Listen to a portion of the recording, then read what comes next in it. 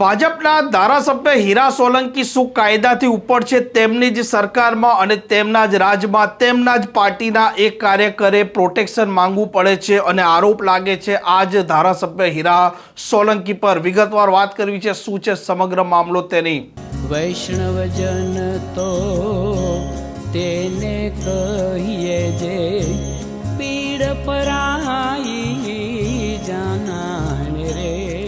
નમસ્કાર, આપ જોઈ રહ્યા છો નવજીવન ન્યૂઝ અને હું છું આપની સાથે તોફિક ગાંચી। ગુજરાતમાં ભારતીય જનતા પાર્ટી એક લાંબા સમયથી શાસન કરી રહી છે અને સુશાસન અને વિકાસ સપ્તાહના નામે અનેક વખત આ પાર્ટી છે તે ચર્ચામાં રહેતી હોય છે અને તેમના નેતાઓ પણ સતત નિવેદન આપતા હોય છે, પરંતુ તેમના જ રાજમાં હવે આ રાજ્યનો નાગરિક નહીં પરંતુ તેમની પાર્ટીનો એક કાર્યકર અને આ જ પાર્ટીના સંગઠન સાથે સંકળાયેલા એક વ્યક્તિ જેમનું નામ છે યોગેશ બારૈયા, તેમણે અમરેલીના કલેક્ટરને એક આવેદન પત્ર આપવું પડે છે અને પોલીસ પ્રોટેક્શન માંગે છે।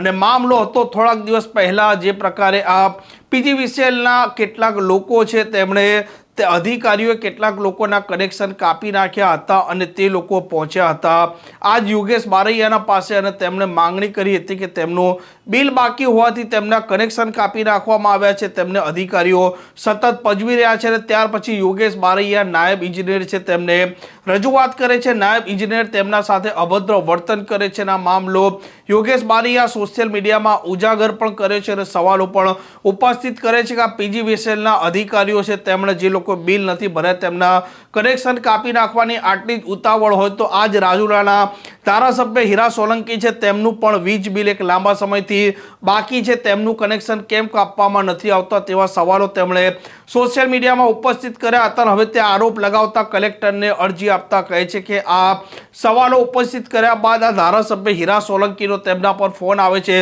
અભદ્ર ભાષામાં તેમના સાથે વાત કરવામાં આવે છે, ગાળાગાળી કરવામાં આવે છે, તેમને ધમકી આપવામાં આવે છે। હવે તેમણે કલેક્ટર પાસે પોલીસ પ્રોટેક્શનની માંગણી પણ કરી છે, કેમ કે ભૂતકાળમાં વર્ષ 2015માં તેમના ઘર પર હુમલો થઈ ચૂક્યો છે અને આવી સ્થિતિમાં ફરી એક વખત આ હીરા સોલંકી કે તેના માણસો હુમલો કરે કે કરાવે તો પણ નવાઈ નહીં તેવી પણ તેમણે આશંકા વ્યક્ત કરી છે। આમ ગુજરાતમાં જે પ્રકારે કાયદાની વાત કરવામાં આવતી હોય છે, ગુનેગારો છે ગુનેગારોની શાન ઠેકાણે લાવવાની વાત થતી હોય છે, પરંતુ આજ ભારતીય જનતા પાર્ટીના ધારાસભ્યની જે પ્રકારે દાદાગીરી આજ ભાજપના સાથે સંકળાયેલા એક વ્યક્તિના ઉપર કરાયેલી આ અરજીના આધારે સ્પષ્ટ દેખાઈ રહી છે।